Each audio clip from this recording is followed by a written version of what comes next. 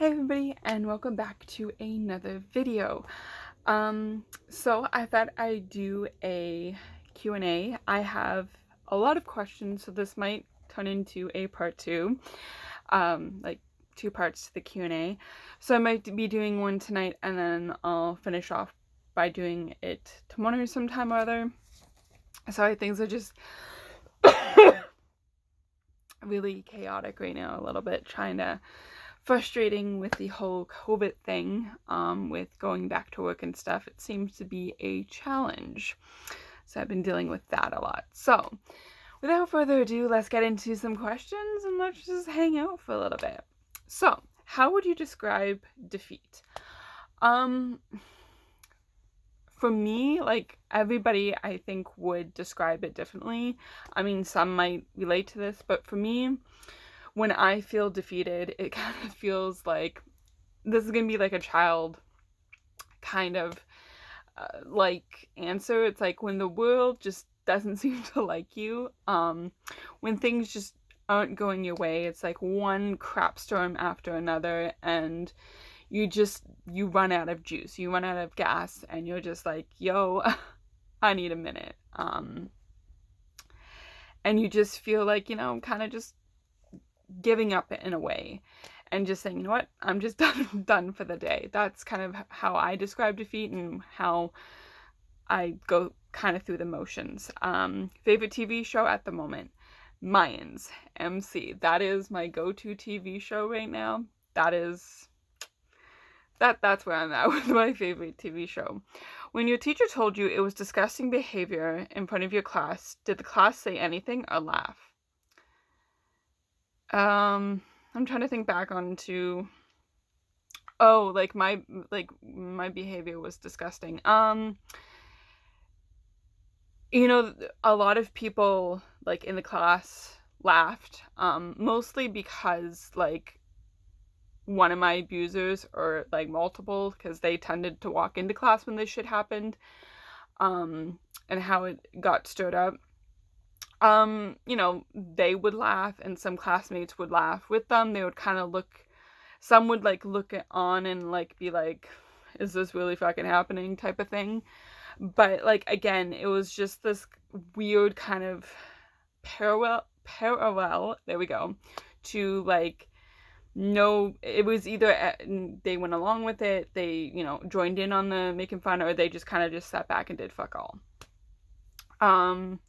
That's kind of where that's at of what I went through. How was your behavior sketchy? For me, I was very evasive from my parents. Like when they would ask me questions, I would get really defensive. I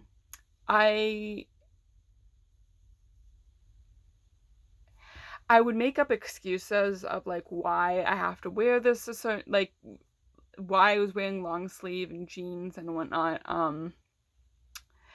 And sometimes, not all the time, for full transparency out of here, I would make excuses to leave the house, because my abusers were threatening to like kick in the door, or like just do really crude things to like my family home and whatnot. So I would have to like make an excuse to leave the house and like kind of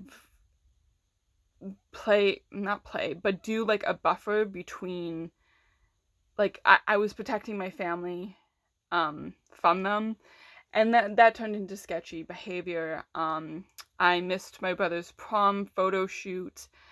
I didn't really tell my parents what I was doing at the time, but at the time I was getting x-rays and going to a local clinic just to get x-rays done on my ribs because they got totally bashed in at school that day. And I honestly thought I would have more time, but it turns out like my abusers were watching me and following me. So like when I left the clinic and I was heading home, they were literally following me, and I didn't want them to like come to the house. So I was protecting my family that way. So I missed out on my brother's prom. That was sketchy. Like I turned into a person I wasn't. Like I was just doing behavior. I was hiding alcohol in my room, though my mom did find it, and no shit, that actually technically wasn't my alcohol. I was holding it for a friend. Um, she just asked me to hold it, and I went along with it. And, you know, the one time I get caught, it wasn't my fucking alcohol. And you know what? I kind of lost my shit, and I just, you know, they didn't believe me because of, you know, by this time the school was saying that, you know, I'm like a bad student and all that stuff. So like I, you know, dumped the alcohol down the drain. Uh, Unfortunately, this friend moved away way too at the time, so like I was like just left with the whole booze thing. Yeah, so I was just doing really like to the outside world, it might not seem that sketchy, um, but you know, to my family, that was like my sketchy behavior. Why didn't he want that closeness with you anymore? Okay, so yeah, I made a video about how kind of like exes. Okay, so my ex pulled away from me. Honestly, he in a way let his boys control his situation at the time. It was full on them telling him that I wasn't good enough, and that basically he shouldn't have a relationship at this age, that they should just have fun, and he went along with it. And it wasn't like, I don't know, he just wanted to be like a cool dude and listen to his bros at the time. And, you know, at the same time, he wanted me to be a side ass. Full transparency, he wanted basically to do it in secret. And that's the whole thing. Like, he wanted best of both worlds, and when both worlds collided, it was not a good situation. Who do you wish to get back in contact with? Honestly, um,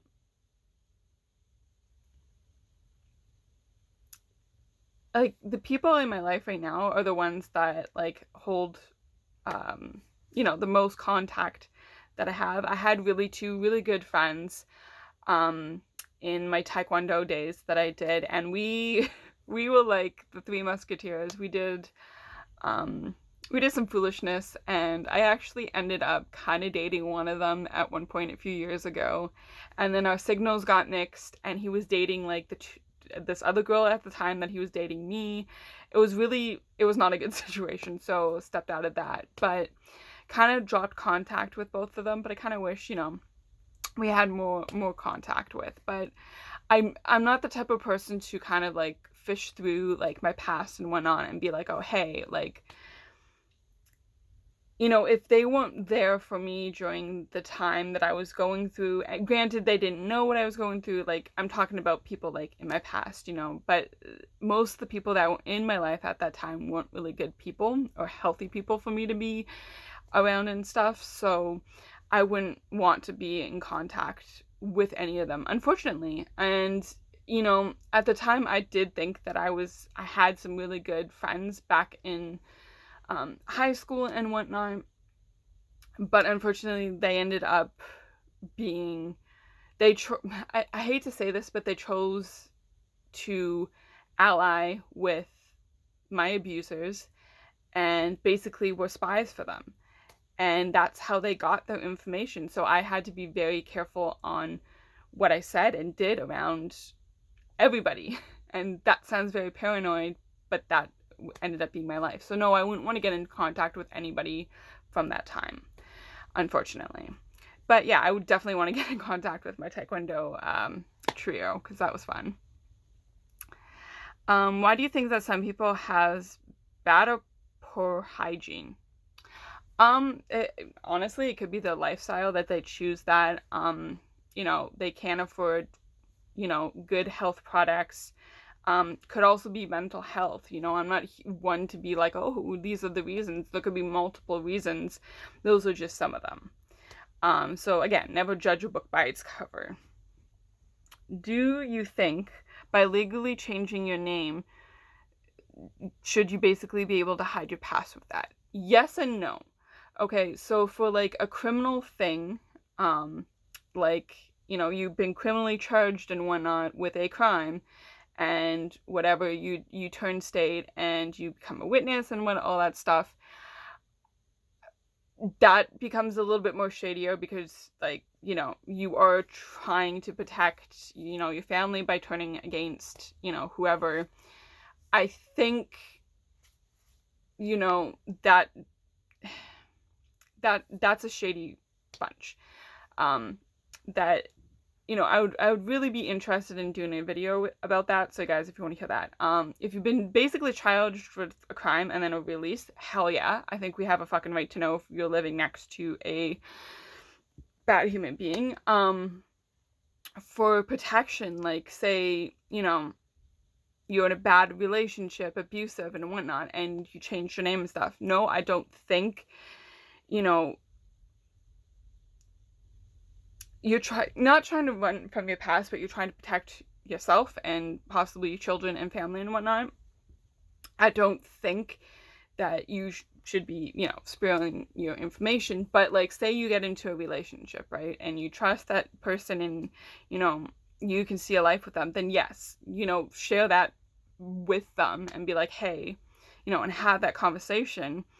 But if, you're doing it to protect yourself, I don't think you should be spilling your guts because, your abuser or whatever is still out there chasing you. So, or could be looking for you. So no, I don't think that you should be spilling your past out to everybody. But definitely if you have a criminal past, hell yeah, I think we have a right to know. Do you think when the police are called for a mental health crisis, it ruins the person's identity for work?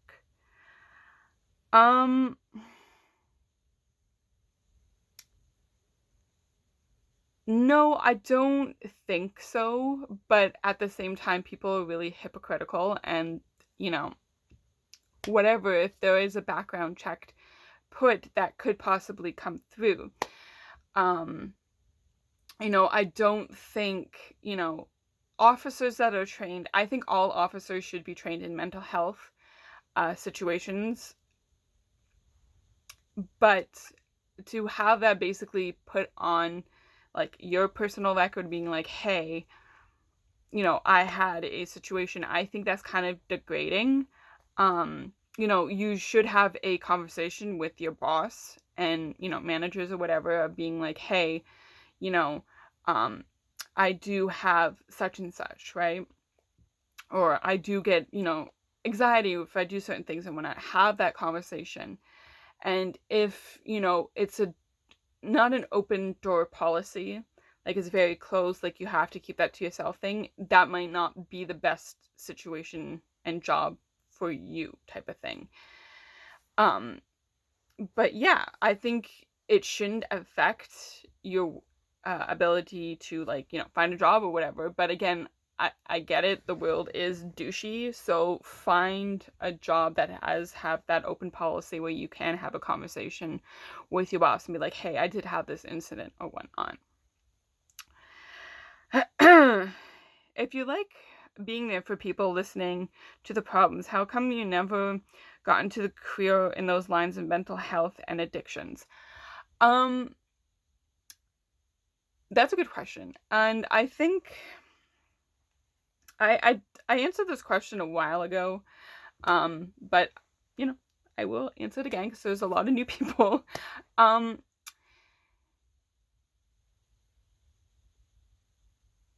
I have seen, I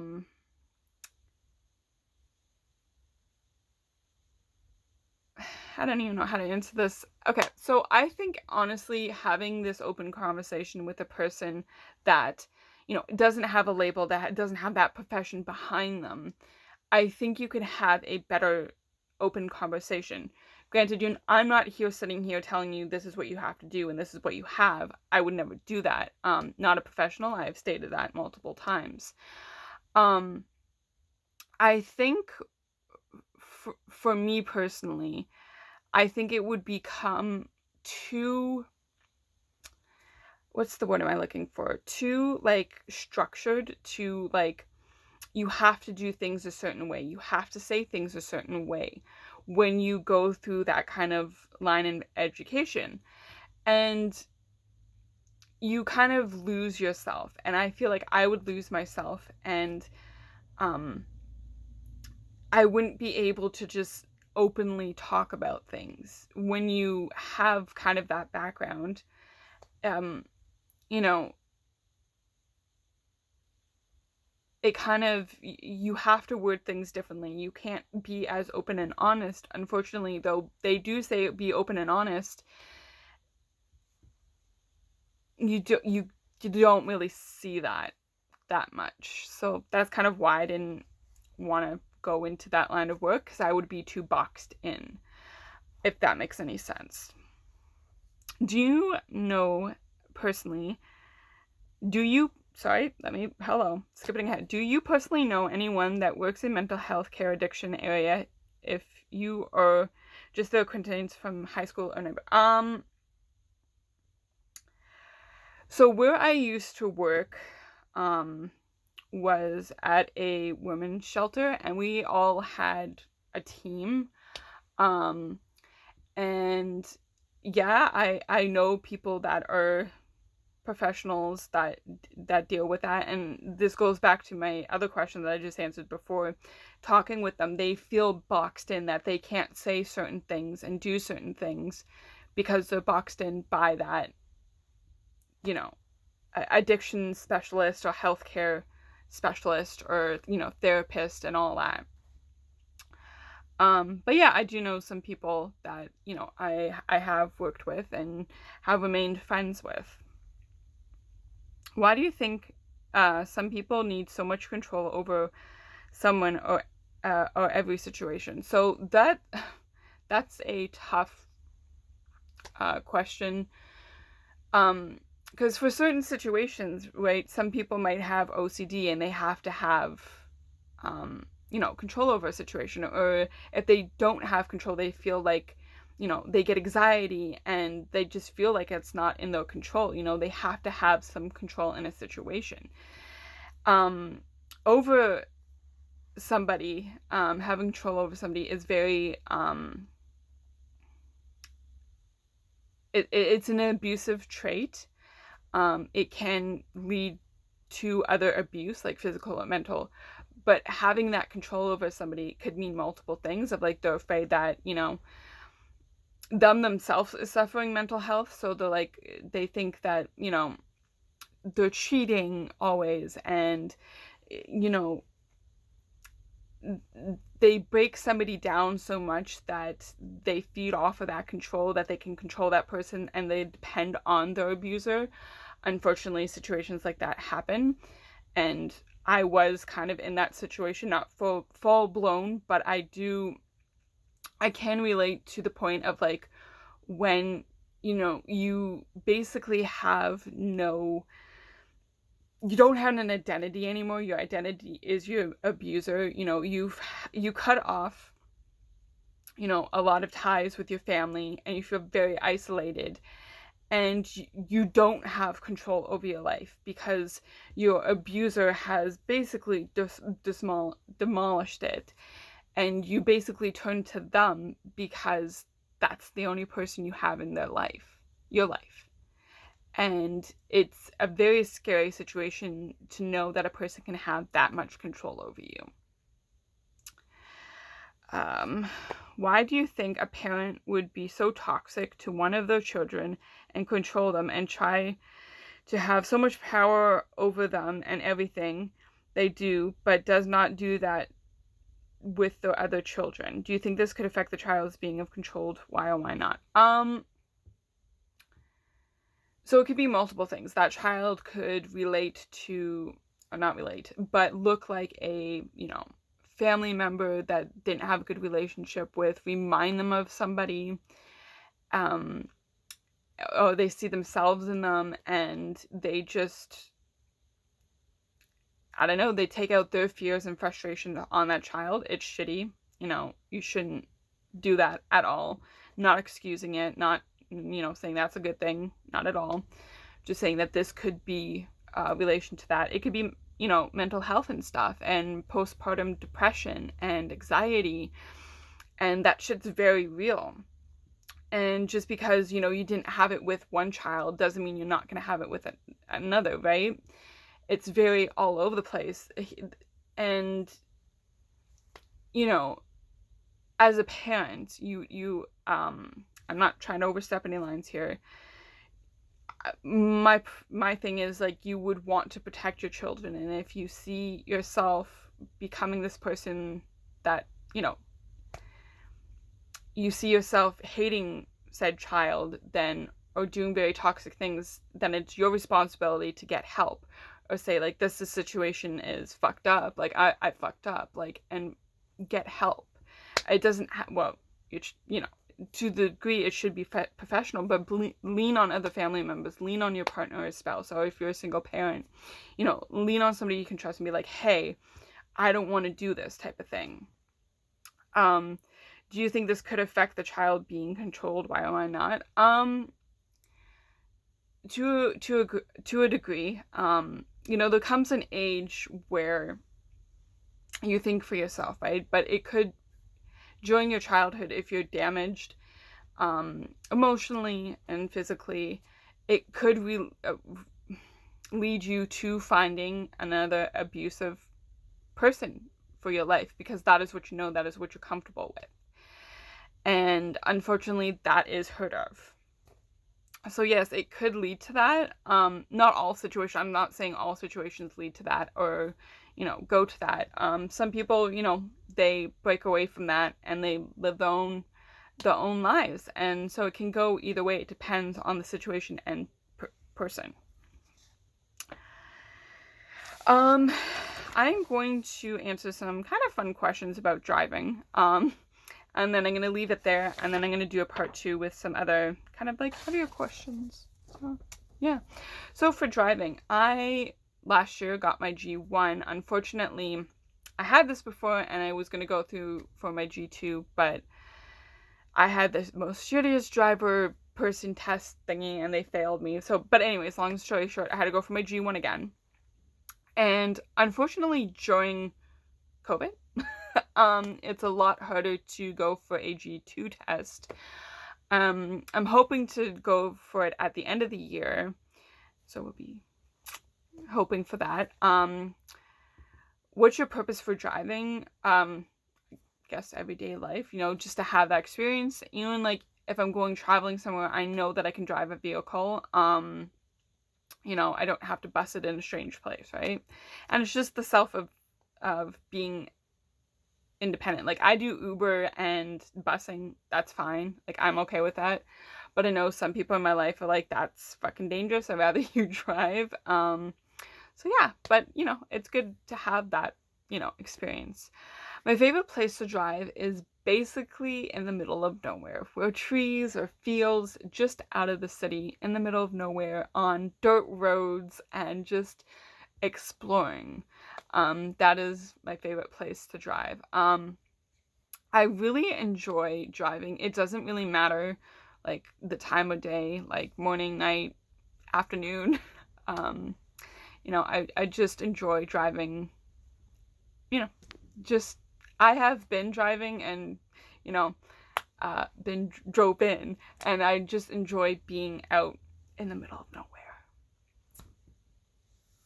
Have I ever experienced a car accident or been in one?